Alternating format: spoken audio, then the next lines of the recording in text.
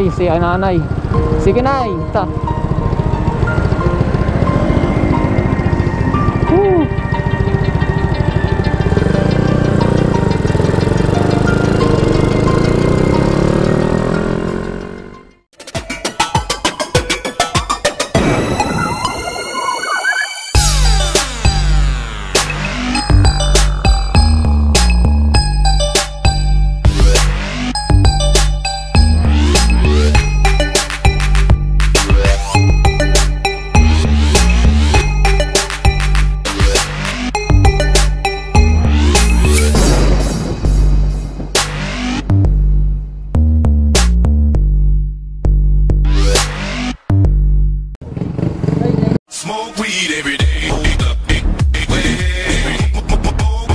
Yun. Baka may gusto kang shoutout. Bye-bye. Hello. Pangalan mo, sir? Mac. Mac. Oh, shoutout sa'yo, Mac. Shutdown. Shoutout. Oh, ayan si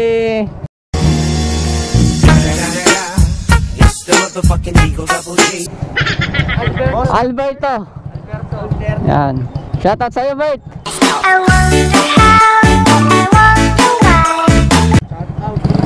Pangalan niyo, sir? Minwin. Minwil? Yan, shoutout sa'yo. Smoke weed every day. Sir, pangalan niyo, sir? Lelen.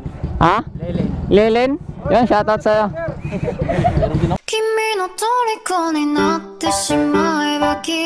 Oo, ano pa? Pangalan niyo, sir? Steve. Yan, shoutout sa'yo, Steve. Sa iyong tingin palang ako ay natunaw na. Jan, yan, shoutout sa'yo, Jan. Smoke weed every day. Shoutout sa'yo. Pangalan niyo? Marky. Marky. Yun, so yun.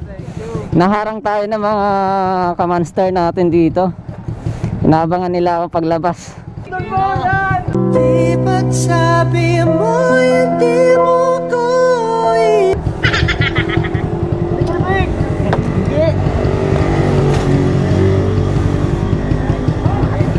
Idol pala yun eh.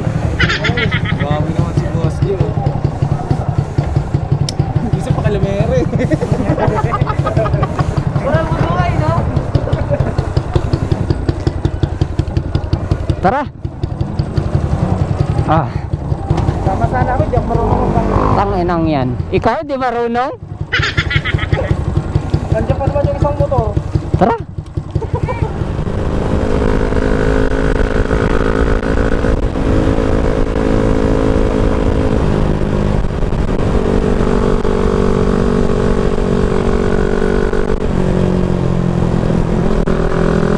What's up, what's up, what's up?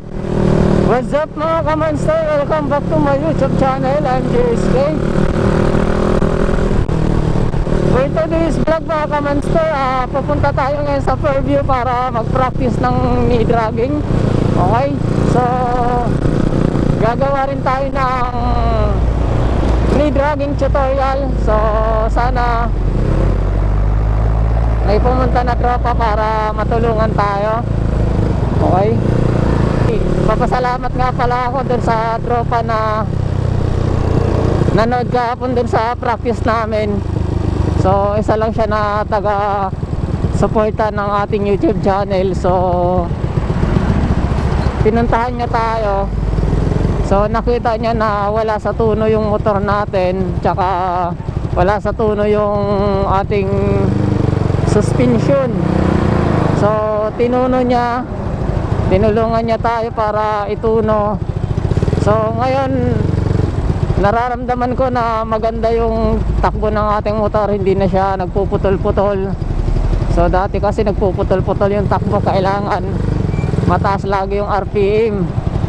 So pag nagminor ka, putol-putol na yung takbo niya.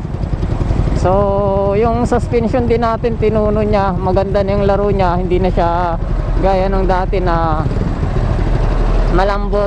Tsaka ngayon hindi na siya bumabalik agad.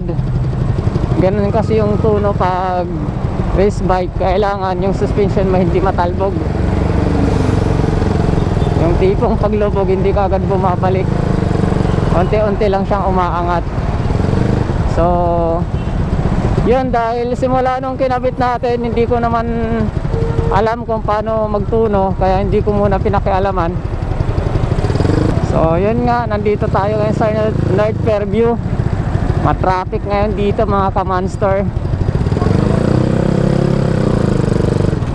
Kaya late na nga tayo, medyo matatagalan pa tayo dahil sa traffic. Akyat gutter muna tayo mga sir.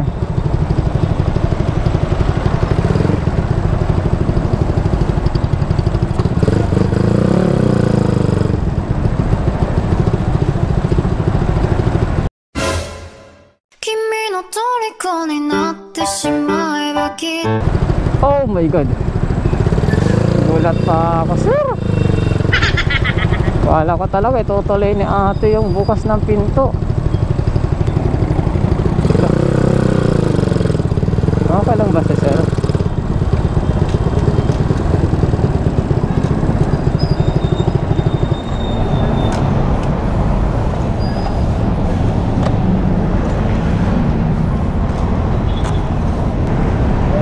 What's up sir? Shout out. 100. Yun. Alam na ni kuya.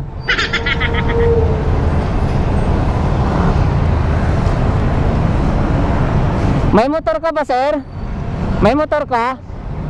Ha? Ha? Smash. Bigyan kita sticker. Sticker mo sir. Thank you sir. Yun. Shout out sa'yo, shout out.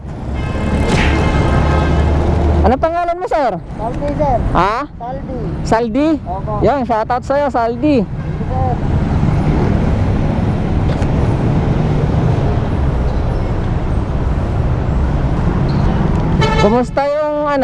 Kumusta yung kita nyo dito? Malakas naman? Malakas naman sir.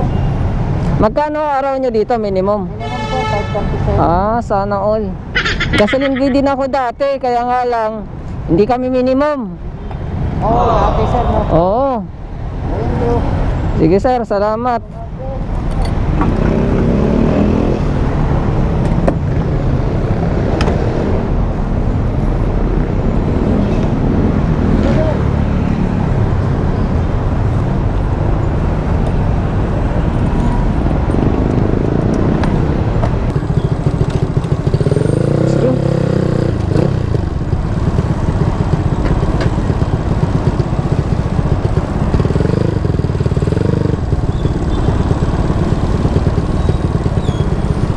Traffic sa Pinas.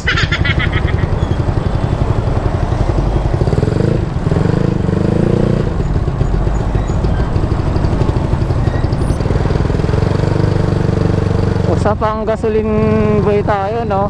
Alam nyo guys, yung mga gasoline boy na yan, ang tagal ko naranasan maging isang gasoline boy. Pwede na! 7 years din ako na nagtetrabaho sa gasolinahan. So nagagasolin boy ako, cashier, ganun. Yun yung trabaho ko dati bago ako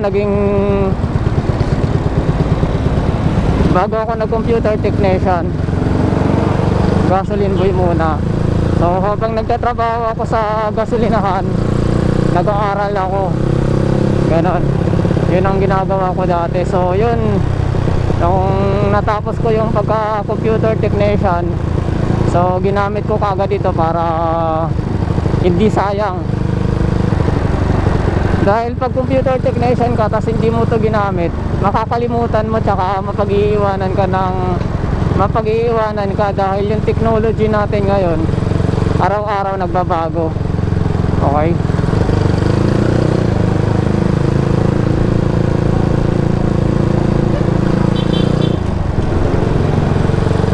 Sobrang hirap na maging isang gasoline boy.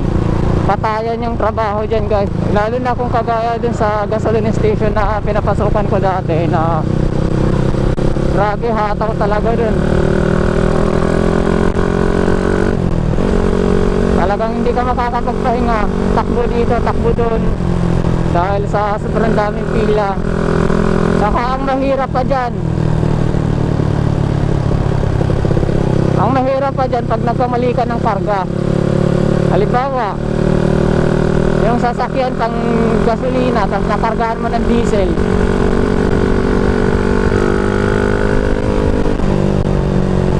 i-drain natin yun. Tapos kung magkano yung nakuha dun sa tangke, papalitan yun ng gasoline station. Ngayon, kung magkano yung halaga, ay si nanay, sige nay,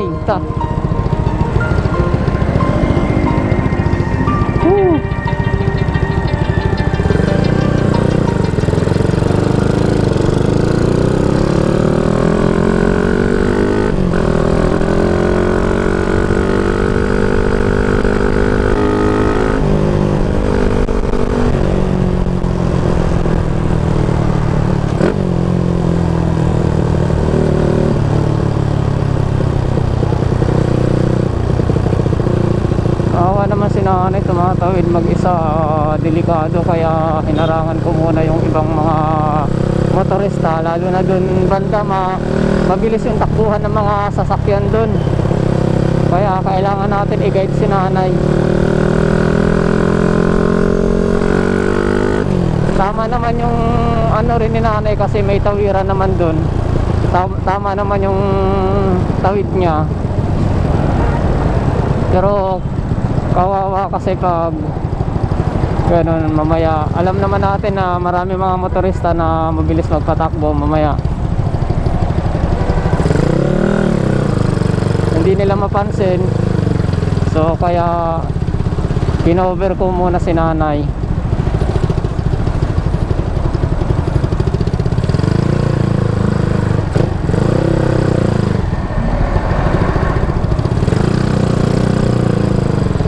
So yun balik tayo sa pagiging gasoline boy. So yun nga, pag halimbawa na misfill tayo, ibig sabihin yung nakapagkarga tayo ng mali sa sasakyan, i-charge sa gasoline boy kung magkano nagastos doon. Ganun katindi. Kaya kung may pamilya yung gasoline boy, kawawa talaga. Kagaya sa akin dati, may pamilya ako, kawawa talaga, mababaon ka talaga sa utang. Pero dun sa amin, hindi naman kaagad-agad kinakaltas, inuunti-unti sa sahod mo, pero sayang pa rin, di ba? Tsaka ang mahirap pa doon pag masilan yung may-ari ng sasakyan na misfill mo. Dahil pag masilan yung may-ari ng sasakyan, pinapadala sa kasa, hindi nila, ayaw nila ipa-drain, pinapadala nila sa kasa yun. Ngayon, magbabayad ka pa sa Riker, magbabayad ka pa sa kasa, so malaki talaga madadamage. Kaya talagang kawawa si gasoline boy.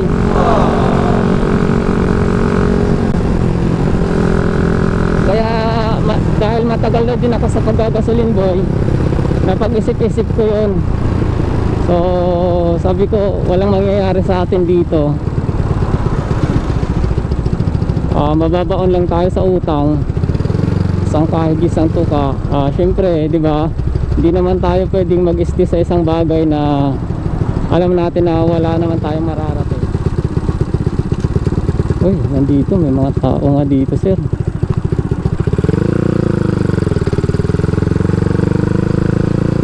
Mga tropa nga tayo dito. Yun, so nandito na tayo.